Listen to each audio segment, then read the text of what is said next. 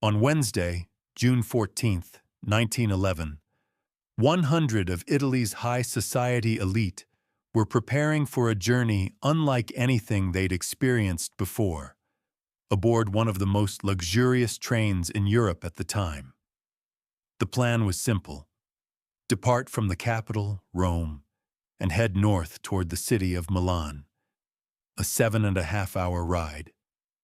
Midway through the trip, as passengers lounged in ultimate comfort and elegance, the train entered a mountain tunnel, just a routine part of the scheduled route. But what happened next was nothing short of bizarre and terrifying. The train never came out the other side. It vanished completely, along with everyone on board, and its disappearance left behind a cloud of mystery and dozens of unanswered questions that still puzzle the world to this day. Welcome. Today I'm going to tell you one of the strangest stories ever told, the story of the missing Zanetti train, or as it later became known, the Ghost Train. Now listen closely, for the details make the story. In the late 19th century, Europe experienced a massive industrial boom, especially in transportation. Rail companies were racing to offer luxurious, elite-level services to the wealthiest members of society. One company stood out, an Italian firm called Zanetti. They designed a high-end train made up of 3 elegant cars, created specifically for long-distance journeys across Italy, on railways the company had built themselves. The planned route would stretch from Rome all the way to the northern region of Lombardy, ending in Milan, covering nearly 550 kilometers. In May 1911, just a month before the trip, Zanetti announced this deluxe experience would include everything: gourmet meals, fine drinks, and live music performances to entertain passengers during the journey. And the train would pass through some of Italy's most beautiful countryside, regions like Lazio, Umbria, Tuscany, Emilia-Romagna, and finally Lombardy. But here's the real kicker. The very first trip was going to be completely free of charge. The catch? It was invite only, strictly reserved for the aristocracy. Zanetti's goal was crystal clear: make the maiden voyage a prestigious event, boost their brand's reputation, and turn the train into the go-to luxury ride for Europe's elite. So, on the morning of June 14th, the luxury train stood ready for departure. On board, 100 of Italy's most distinguished individuals, along with 6 railway staff. A large crowd had gathered to send them off. The train rolled out slowly, giving passengers plenty of time to take in the breathtaking landscapes. Everything was going perfectly. The weather was lovely. The passengers were relaxed and joyful. Live music filled the cars with warmth and celebration. By the time the train reached the border between Emilia and Lombardy, it began to pick up speed. Up ahead was one of the most awe-inspiring tunnels in Italy, a 1-kilometer stretch carved through solid mountain. According to the official schedule, the train was supposed to cross the tunnel in just 1 minute. And this wasn't just any tunnel. This was the Lombardy Tunnel, a major highlight of the entire journey. At the time, it was the longest mountain tunnel ever built in Italy, a true feat of engineering that had been praised in newspapers and exhibitions across the country. To add a touch of ceremony, Zanetti arranged for 2 welcoming crews, one stationed at the entrance to wave goodbye to the passengers, and another at the exit, ready to greet them with applause and smiles. Everything was going exactly as planned. The train entered the tunnel. The crew at the entrance waved them off. Then, a minute passed, then 2. But the train didn't come out. No movement, no sound, no smoke, no vibration in the tracks. Nothing. That's when the team waiting at the exit started to feel something was off. Their cheerful expressions faded, first into confusion, then concern, then outright panic. Something had gone terribly wrong inside that mountain. At first, everyone assumed there had been some kind of malfunction inside the tunnel. Maybe the train broke down or got stuck. So without wasting a moment, they contacted the authorities to rescue the passengers who might be trapped inside the mountain. Since this luxury trip had been the talk of the town, police forces arrived in no time, rushing to the scene, accompanied by a team of technicians from the Zanetti Company, just in case it was a mechanical issue they could fix on the spot. As soon as the team arrived, they carefully stepped into the tunnel, flashlights and tools in hand. They walked deeper and deeper, eventually covering half the tunnel's length. But they found nothing. No sign of the train, no passengers, no wreckage, no smoke, not even a single shard of debris. The tunnel was eerily still, like nothing had ever passed through it at all. Then, a twist. A few minutes later, the team spotted two men sitting on the railway tracks, motionless. Their bodies were bruised and battered, and the look on their faces was pure horror. A level of shock so deep, it couldn't be put into words. News of the discovery spread like wildfire. The mysterious disappearance instantly became a national sensation, grabbing headlines across Italy. Authorities quickly transferred the two survivors to a specialized psychiatric hospital, hoping they could help them recover and explain what the hell happened inside that cursed tunnel. Days passed. Investigators found no new clues until one of the two men finally regained consciousness and spoke. Everyone thought, finally, the mystery will be solved. But what he said only made things even more confusing. When asked to describe what happened, the man said, "Up until the moment we entered the tunnel, everything was completely normal. People were enjoying the ride, the music, the scenery. Nothing felt wrong. But then, out of nowhere, this thick black fog started to spread across the windows. It was like a curtain had suddenly fallen over the train. And then, we heard it. A strange hissing noise. It wasn't coming from the train. It was deeper, like it came from the heart of the mountain itself. We started to panic. White smoke filled the train cars, fast. We couldn't see anything, just chaos, screaming, people running in every direction, trying to escape. In that moment, me and the other guy, the one you found with me, we didn't think. We just acted. We saw that black fog creeping in, and we rushed to the nearest door. When we heard the screaming, we jumped. As hard as we could. We hit the ground hard, rolled down the slope. That's how we got all these cuts and bruises.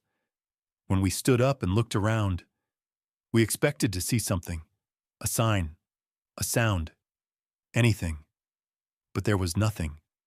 No train, no fog, no noise, just silence.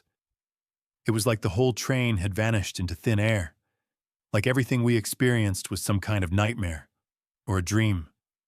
And we woke up lying in the middle of a dark mountain tunnel, not even sure if we were alive or already dead. The survivors' account sent a wave of panic and confusion through everyone who heard it. Doctors, investigators, even reporters. Some tried to find a rational explanation for what he said.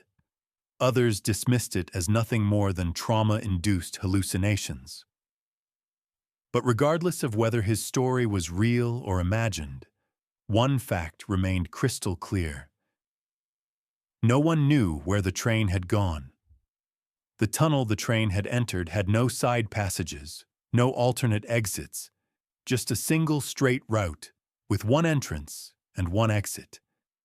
And the witnesses waiting on the other side swore they hadn't seen anything come through. No train. Not even a sound. What made the situation even more baffling was that the Lombardy Tunnel had already been used by other trains before, many times, with no incidents whatsoever. So, why did this train vanish? Why did all the passengers disappear, except for those two? Questions kept piling up. But the answers? Nowhere to be found. Fearing a repeat of the event, authorities made a swift and official decision: permanently seal the tunnel.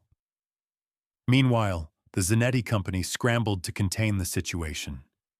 They knew that if the news spread too far, their reputation would be shattered beyond repair. And so they did what people in power often do when they're desperate. They buried the story. The media was silenced. Officials stopped talking, and for 2 full years, the mystery of the missing train faded into silence. Then, in 1914, World War I broke out. The region became a war zone. The Lombardy Tunnel was bombed from the air and completely destroyed. Whatever clues it might have held, gone forever. Strangely, even the families of the victims, some of the wealthiest and most powerful in the country, didn't push for answers. And the eerie silence from government agencies only made things more suspicious. But one investigator refused to let it go. He was convinced there was something far bigger hiding behind the disappearance. He dove into old records, documents, and archives, desperate for any hint that could crack the case. And that's when he stumbled upon something unbelievable. He found a document dating all the way back to the 1840s, nearly 70 years before the train vanished. It had been written by a psychiatrist in Mexico City, a man named Dr. Jose Saxino. And in it, the doctor described an incident so strange, it sounded like pure fiction. Dr. Jose wrote that a group of people had suddenly appeared on the streets of Mexico City, dressed in strange clothing that didn't match anything locals had seen before. They were confused, disoriented, and speaking a language no one understood. The townspeople called the police. The group was taken into custody. Interpreters were brought in. And it was eventually discovered that these people were speaking Italian. When asked who they were and how they got there, their answer was shocking. "We don't know how we got here. All we remember is being on a train that left from the Italian capital, and suddenly, we were here." The police were stunned. There was no known way, at that time, to travel from Italy in Europe to Mexico in North America. Ships would have taken weeks, even months. But the group insisted on their story. Because of the bizarre nature of the case, doctors assumed they were suffering from some kind of shared delusion. They were sent to a psychiatric facility. But here's the part that gave the investigator chills. According to Dr. Jose's document, the group consisted of 104 people. When he questioned them, one by one, they all told the exact same story. "We came from a different time. We don't belong in this era." Their clothes were unusual, nothing like 19th century Italian fashion. And one detail stunned the doctors even more. One of the individuals was carrying a box of cigarettes. Stamped on the label was the production year, 1907, 67 years in the future. Despite all this, no one believed them. Everyone, except Dr. Jose. He wrote in his notes that he felt something wasn't right, that these people weren't crazy, but he simply couldn't understand what had happened. He also noted that some of the group eventually adapted to life in their new reality, but others lost their minds completely. When the investigator read this, he was stunned. Everything seemed to match the Zanetti train mystery, almost too perfectly. The passengers were Italian. They were on a train. There were 104 of them. The exact number after subtracting the 2 survivors from the original 106. They said they left Rome, and they vanished without a trace. But that only raised even more terrifying questions. If these really were the passengers of the Zanetti train, how did they cross an ocean from Europe to the Americas? Where did the train itself go? And the biggest mystery of all, how did they travel through time? Almost 10 years had passed since the Zanetti train vanished, and slowly the world moved on. The case was closed. People stopped talking about it. It faded into legend, until something completely unexpected brought it back to life. One day, a relative of one of the missing passengers was visiting an old monastery, San Pietro Abbey, in the city of Modena, Italy.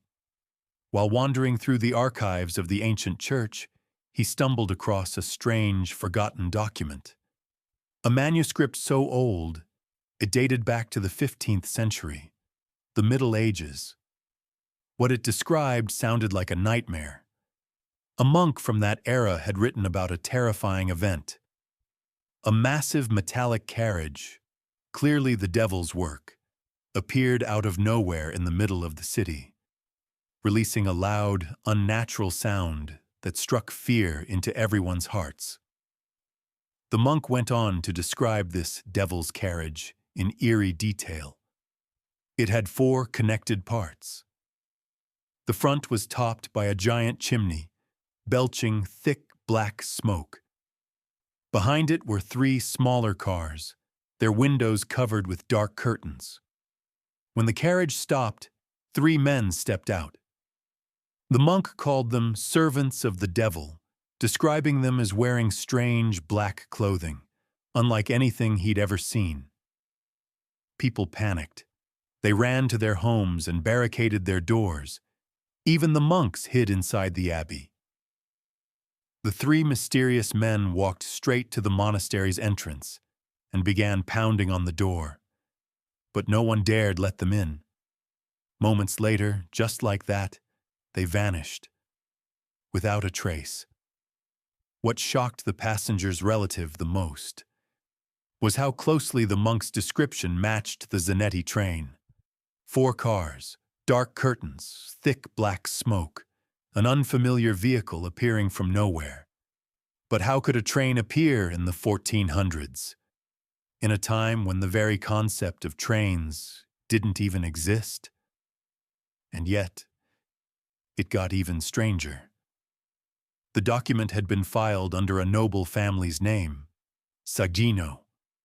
That's the same surname as one of the 2 survivors who jumped from the train before it vanished. Could the Sagino family somehow be connected to all this?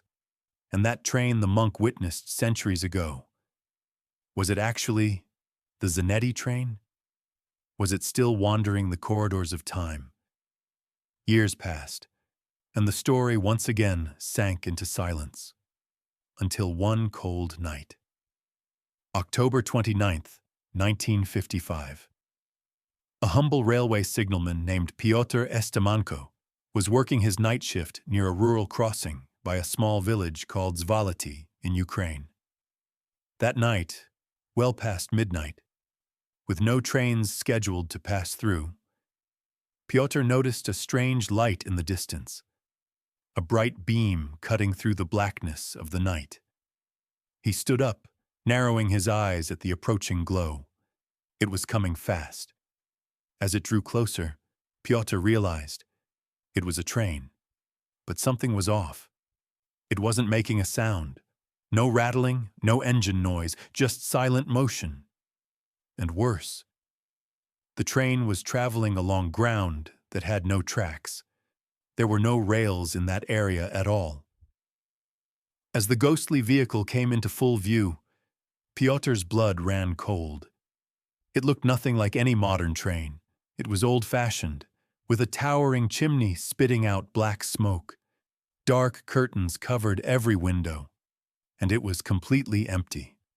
not a single passenger in sight. At first, Pyotr thought it was some kind of hallucination. Maybe he was just tired. But he couldn't shake what he saw. So he reported the incident. When questioned by authorities, he gave a detailed description of the train. And everyone in the room froze, because his account perfectly matched the Zanetti train, the one that vanished over 4 decades ago. There was just one problem. Pyotr had never heard of the Zanetti train. He didn't speak Italian.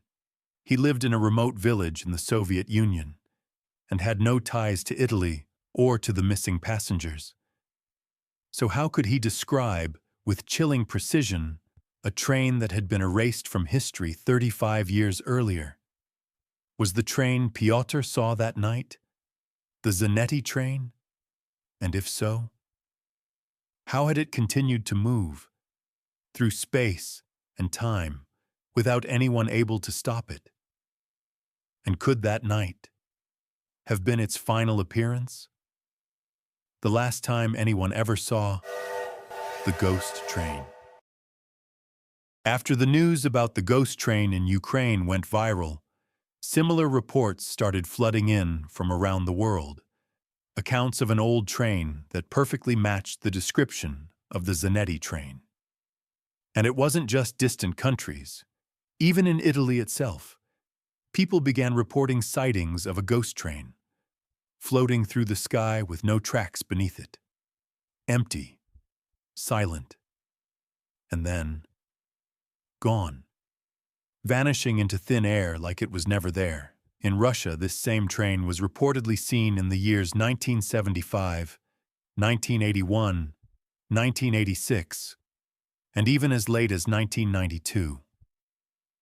That same year, a Ukrainian newspaper called Hiloria published an article on August 12th titled, "The Ghost Train on Ukraine's Streets." It described an old train with open doors and tightly shut curtains appearing suddenly in city streets, only to disappear seconds later without leaving a single trace. As these sightings multiplied, the Zanetti train story grew into one of the most mysterious tales of the century. And naturally, people began crafting theories trying to explain what had happened. One of the most popular theories points to a powerful earthquake that hit the Lombardy region in 1911, the exact same year the train disappeared. Some believe the quake opened a time portal inside the tunnel, swallowing the train and its passengers and sending them across different eras. To the Middle Ages, to 19th century Mexico, where, according to legend, some passengers were even admitted to an insane asylum. Since then, the ghost train is said to drift endlessly through time, from one era to another, from one country to the next, always empty, never carrying the living again. But as fascinating and eerie as this story is, and despite the countless videos, articles, and supposed eyewitnesses talking about it, we made a shocking discovery when we tried to verify the facts. There is no official, academic, or historical source confirming that this event ever happened. The documents allegedly written by an Italian monk or a Mexican psychiatrist, nowhere to be found. Dr. Jose Saxino, the doctor said to have treated the passengers in Mexico, doesn't appear in any medical record. Even the Sagano family, whose archives supposedly held some of these documents.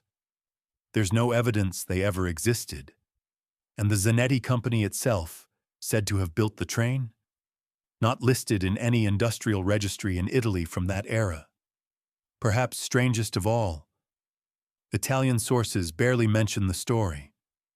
Most of the online articles about it are in English, or even Hindi, which only adds more fuel to the mystery. So what's the truth? Did something really happen? Something that was carefully covered up for decades, only to resurface later in the form of rumors and twisted memories? Or was it all just a brilliant, chilling piece of fiction, created by some anonymous mind and then blown out of proportion by the internet until it became a global legend. And that is where our story ends. But now I want to hear your thoughts. Do you believe the Zanetti train really vanished into a time portal? Or is this just a creepy bedtime story for mystery lovers? Let me know in the comments below. And if you enjoyed this story, then you'll definitely want to check out the Dodleston Messages, the only time travel story that's actually documented. And don't miss the tale of Russia's ghost broadcast, a bizarre, unsolved mystery that's still on the air today. As always, like the video, subscribe to the channel, hit the bell, and share this story with someone who loves a good mystery. I'll see you next week with an even stranger, deeper, and more chilling story. Until then, stay curious.